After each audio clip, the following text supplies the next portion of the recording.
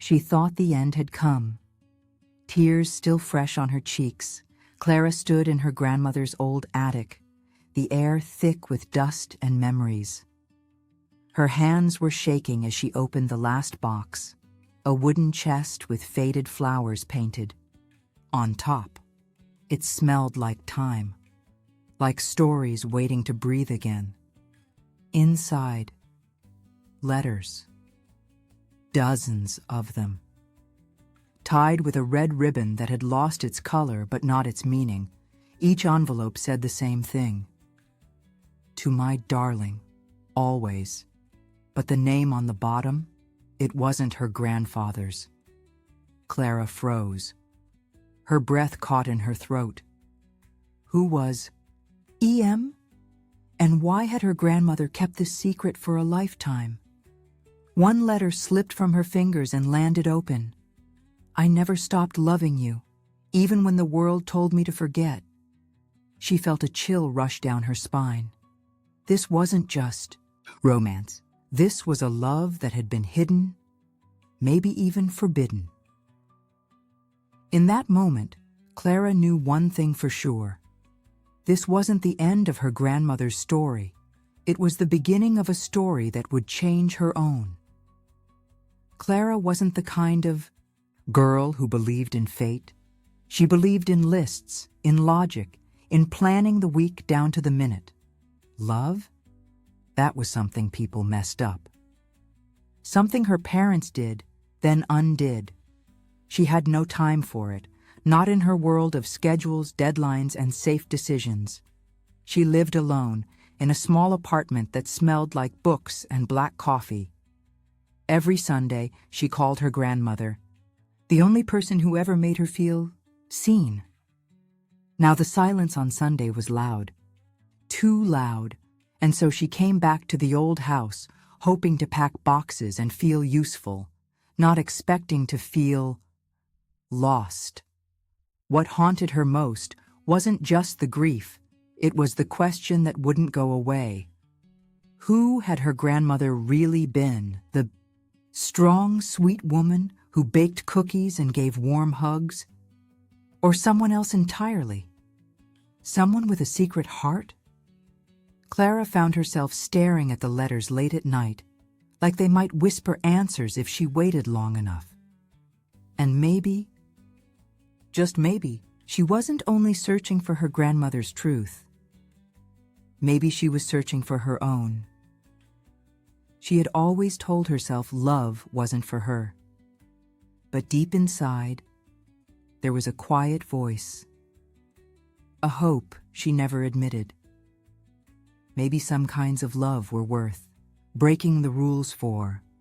There was something cruel about silence, not the peaceful kind, but the kind that wraps around your chest when you're surrounded by people and still feel completely alone. Clara returned to the city with a box of letters and more questions than she could handle. She went to work, smiled at coworkers, answered emails, but inside, she was unraveling. At night, she sat on her kitchen floor. Letters spread like puzzle pieces. The man who wrote them signed only with an initial, J. His words were full of fire, full of longing and love, real love. The kind Clara didn't believe existed, the kind she pretended didn't hurt to miss. One night, while reading a letter about a secret meeting in the rain, something inside her broke. Not loudly, not dramatically, just a quiet crack, like an old photo frame finally falling from the wall. She stared at her reflection in the oven glass, eyes tired, shoulders tense. When did I become a stranger to myself? That night she couldn't sleep, because she realized something painful. Her grandmother had lived a life filled with passion, and Clara had never even dared to try. She remembered her last relationship, if you could call it that, a man who loved his phone more than her, a year of almosts. Almost dates, almost feelings, almost love. She told herself it was fine, that she didn't need more, but the letters said otherwise. They whispered truths she had buried. And the biggest one? She was afraid. Afraid of being seen. Afraid of being wanted. Not for what she did, but for who she really was. Afraid to open the door and let someone in. Because what if they left? What if she wasn't enough? She folded the last letter with shaking hands. Her chest ached, not just from grief, but from the mirror the letters had become. Her grandmother had lived bravely, loved wildly, hurt deeply. And Clara? She had lived safely, quietly, almost invisibly. The next morning, she didn't make her coffee. She sat in bed, holding a letter against her chest. Tears came, slow and unexpected, not just for her grandmother, but for all the versions of herself she never got to be. The next letter didn't come from the box. It came from the bottom of the suitcase, hidden under a silk scarf that still smelled faintly like her grandmother. It was older. The paper yellowed, the ink faded, but the words burned. My dearest Rose, if you ever decide to tell her, start with this. We were never just a secret. We were a choice, a wild, beautiful, impossible choice we made every single day. Clara's hands trembled. Tell her? Tell who? Her heart thudded against her ribs. She read the letter again and again. There was no doubt now. These weren't just random love notes. There was something deeper, something hidden, and she was meant to find it. Later that day, Clara stood in her grandmother's old study, dusty bookshelves, a window stuck half open, memories clinging to the air like perfume. She opened a drawer at random. Letters, postcards, a receipt from 1973. But then, tucked between two photo albums, a photograph. Her grandmother, young, laughing, and beside her, a man, dark hair, kind eyes, one hand behind his back like he was hiding something, a secret, a promise, maybe a ring? On the back, written in her grandmother's handwriting, Venice, 1964, Clara. Pressed the photo to her chest. That was the moment. Not big. Not loud. Just a quiet click inside her. She had to know. She wanted to know. Not just about her grandmother, but about herself. About what it meant to love that deeply, that dangerously, that freely. And maybe to let someone love her the same way. That night, Clara sat on her bed with all the letters laid out. She arranged them by date, by location, by emotion. It felt like building a map, a trail of hearts. As she moved one letter closer to another, something fell from the envelope. A train ticket. London to Paris, one way. Dated June 17th, 1971. Clara's breath caught. It was the same date on the last letter in the box, and it ended with, "If you don't come, I'll understand, but I will wait at the station. One last time." She whispered it out loud. One last time. And there it was. The spark. Not in her grandmother's story, in hers. Because for the first time, Clara didn't want to watch life happen from the outside. She wanted to jump in, messy, scared, open.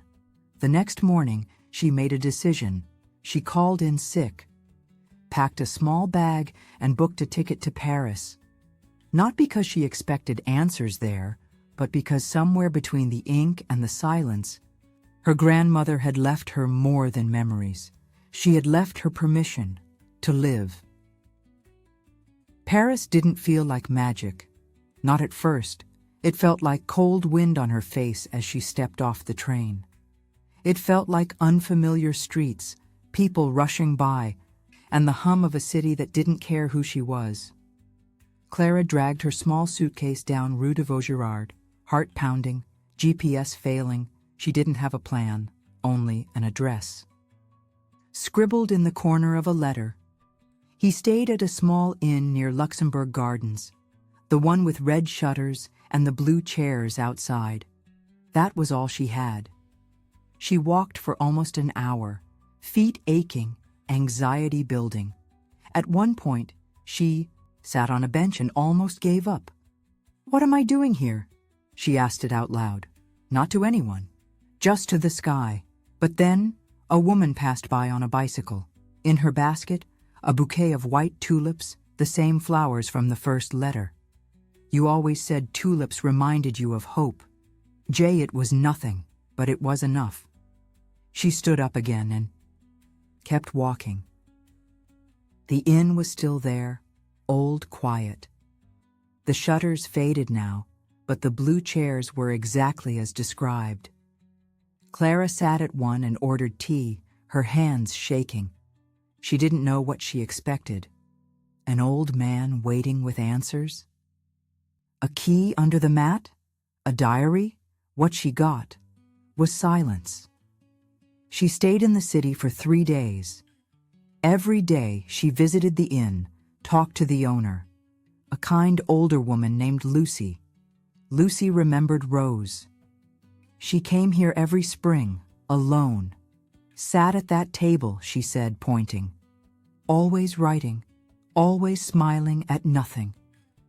Clara asked if Lucy remembered a man named Julian.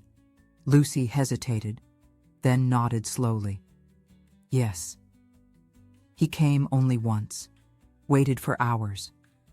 But she never came that day. Clara's throat closed. She wanted to cry, but didn't. On the 4th day, Lucy handed her something wrapped in old cloth. She left this behind. I kept it. I don't know why. It was a notebook, leather-bound, soft with age. Inside were poems, drawings, and a single pressed tulip. Clara read it all, in silence, in tears, in awe. And somewhere in those pages she began to understand her grandmother had loved deeply, but also painfully. She had chosen a different life, a life that included love, but also sacrifice, silence, secrets. It wasn't a fairy tale, it was real, and suddenly, Clara didn't want a perfect story anymore. She wanted truth. She returned home different, not healed, not sure, but lighter. And when she walked into the coffee shop where she always studied, the one where the barista with the quiet smile worked, something changed. She smiled back. Not just polite, open. He walked over later and said, "You look like someone who's just come back from something big." Clara laughed. Something like that. They sat and talked for 2 hours. Not about love, about old buildings, favorite movies, why music hits harder on rainy days. It wasn't fireworks, it was safe, soft. And for Clara, that was new. The journey didn't fix her. She still had bad days. She still doubted, but she was no longer afraid of the unknown, because now she knew love doesn't always arrive with a bang. Sometimes it's a whisper through time, a letter left behind, a story unfinished, and if you're brave enough to follow it, you might just find your own beginning. Clara sat by the window, watching the rain fall softly over the Paris streets. She had been back for a week now, but her thoughts were still with that old inn, with Julian, with the letters. It felt like she was carrying an invisible weight, one she hadn't known she could bear until now. Her mind raced, torn between two worlds. The life she had before all this started. The simple life. The comfortable one, and the one she now felt calling to her, a life filled with questions, secrets, and a kind of love she didn't quite understand.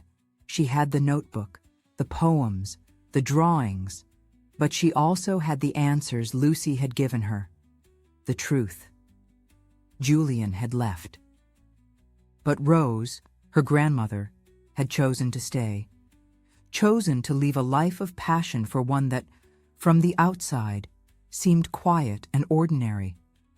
The decision wasn't easy. The phone rang, breaking her thoughts. It was her mother. Clara. Her mom's voice came through. "I'm coming to visit next week. We need to talk about the house. You've had time to think about what you want to do with it now that Grandma's gone." Clara swallowed hard. "Right. I'll be ready." But in her heart, she knew she had to make a choice that would decide not only her future, but also the life she would lead. The house. The big house by the lake where Rose had spent so many years. It was a beautiful place, full of memories, full of stories, and full of unanswered questions. Clara could sell it, move on, buy a small apartment in the city, start over. She could keep it too. She could stay there. Honor her grandmother's legacy. But in doing so, she would be living in the past. Would she be repeating Rose's story? Would she, too, settle for a quiet life that seemed safe, but left a part of her heart locked away? She stood up, walking over to the shelf where the notebook sat. She hadn't touched it since returning. For a moment, Clara felt paralyzed. Could she really choose? Could she live with a decision that might change everything? Her hand hovered over the notebook. And then, for the first time, she thought of Julian. What would he do?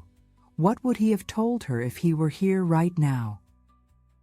"Clara," she whispered to herself, "you're not like Rose. You can choose." She opened the notebook. It felt different this time. The pages felt warmer, softer. The letters, the poems, they weren't just words anymore. They were a call to action. The last page had something written on it that made her stop. We never have forever. But we do have now. The present is where we live. The past is where we learn. Tears blurred her vision. Rose's love had been real, but so was Clara's. Maybe Clara couldn't live Rose's life, but she could carry the Chiu-Ah lessons forward. She could take the love that was shared with her and use it to create her own future. A future not defined by the past. Clara walked over to her desk and opened her laptop. She had a decision to make, a decision that would change her life. And she knew, deep down, that it wasn't about choosing the house or the city or even the love she might find. It was about choosing to be brave enough to step forward. The phone rang again. It was him, the barista from the cafe, the one with the quiet smile. "Clara, I know this is sudden," he said softly, "but I can't stop thinking about our conversation. I'd like to see you again. There's something I can't explain, but I feel it. I feel like we're both looking for something." Her heart skipped a beat. The same heart that had been broken open, that had felt so uncertain just days ago, now felt full. "I think I'd like that," she said, her voice steady, but her heart racing. The decision was made, not because of him. Not because of the letters or the house, but because of her. That evening, Clara stood by the window again. The rain had stopped, and the night was clear. She felt a kind of peace that she hadn't known was possible. The weight was gone. For the first time in weeks, she didn't feel like she was walking in someone else's footsteps. She was walking in her own, and she was ready to face whatever came next. Clara wasn't prepared for what came next. She had just finished dinner when the knock on the door echoed through the quiet house. It was late, too late for visitors, especially in this old house. Her heart skipped, the hairs on the back of her neck standing up. She opened the door to find a stranger. A man, tall, with dark eyes that seemed both familiar and foreign at the same time. "I'm sorry to intrude," he said, his voice calm, but with an urgency that made Clara's pulse race. "But I need to speak with you. It's important." Clara's mind raced. Who was this man? Why was he here? "I'm sorry, but—" She started to close the door, but he quickly stepped forward, his hand outstretched to stop her. "I know this is going to sound crazy," he said, almost apologetically. "But I'm Julian. Clara's breath caught in her throat. Julian. The name that had haunted her thoughts for days, the name from the letters, the man she'd never met, but who had once been so intimately tied to her grandmother's life. This man standing on her doorstep was Julian. She didn't know what to say, how to react. Her mind was spinning. "You're Julian," she whispered, her voice trembling. He nodded, the ghost of a smile flickering on his face. "Yes, I've been looking for you, Clara, for a long time."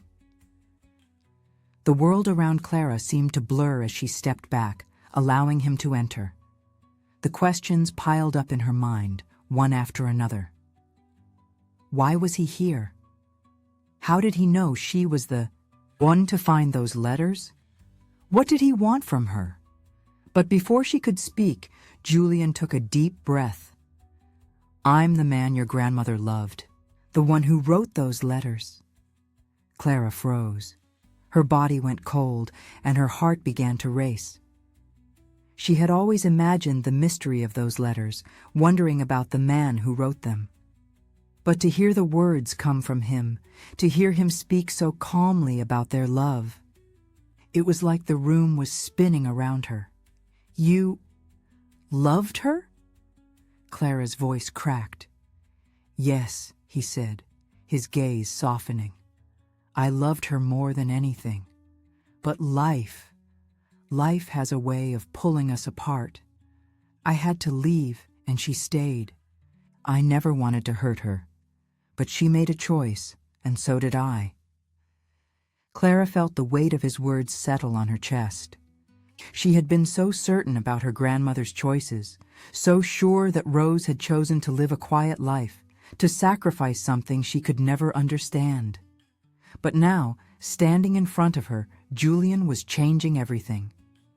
"Why didn't you tell me before?" Clara asked, her voice sharp with confusion and frustration. "Why didn't you come sooner?" "I tried," Julian said, his eyes darkening with pain. "But after all these years, things had changed. I couldn't just show up. I wasn't ready for the truth myself, much less for you to know it." Clara felt her emotions shift: anger, hurt, disbelief. Her grandmother had hidden this for so long. Had Rose truly kept her past locked away, even from Clara? "You left her," Clara whispered, her voice trembling with both anger and sadness. "And you think you can just come back now?"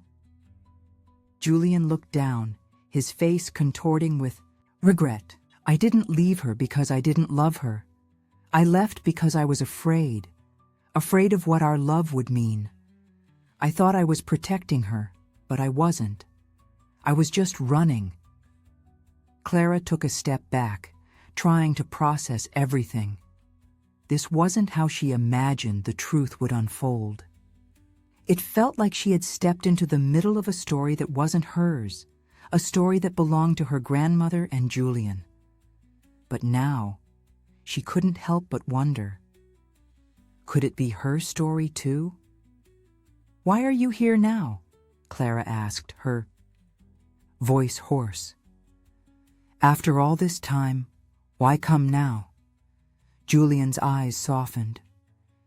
"Because I knew you were the one who would find the letters. I knew you'd be the one to uncover the truth. And I couldn't let you go through life with that question hanging over your head. I needed you to understand." Clara stared at him, her emotions a whirlwind inside her. She had always believed her grandmother's love for Julian was something that belonged in the past, a beautiful story that couldn't be relived. But now, Julian was standing here, and everything she thought she knew was shifting. "I didn't come here to upset you," Julian said softly.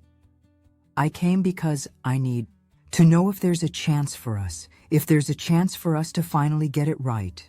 Clara's heart skipped a beat. Was he asking what she thought he was asking? Could she, too, be part of this story? She stood frozen, not sure whether to take a step toward him or away. Her whole life had been a search for answers, and now they were standing right in front of her. "I don't know what to say," Clara murmured, shaking her head. Julian's gaze never left her, his eyes pleading for understanding, for a chance to make up for the years he had lost. "You don't have to say anything now," he said softly. "Just know that this isn't some fantasy. This is real. It's messy, but it's ours." Clara blinked back the tears that threatened to spill. For the first time in her life, she felt like the truth had finally found her. And in that truth, her future seemed unclear, but full of possibilities. Clara sat alone in her room after Julian left. The house was silent, almost as if the world had paused for a moment. She sank into the couch, her eyes fixed on the scattered letters on the table. The words from her grandmother and Julian were now engraved in her soul, but she still couldn't process everything. Julian's words echoed in her mind. He hadn't just been her grandmother's great love. He had also been a mirror of everything Clara had been searching for in her own life. He wasn't afraid to face his mistakes, to ask for forgiveness, and to finally try to make things right. Clara felt like, in some way, he was looking for a second chance, not only with her grandmother, but with her too. She stood up, walking to the large mirror in the hallway.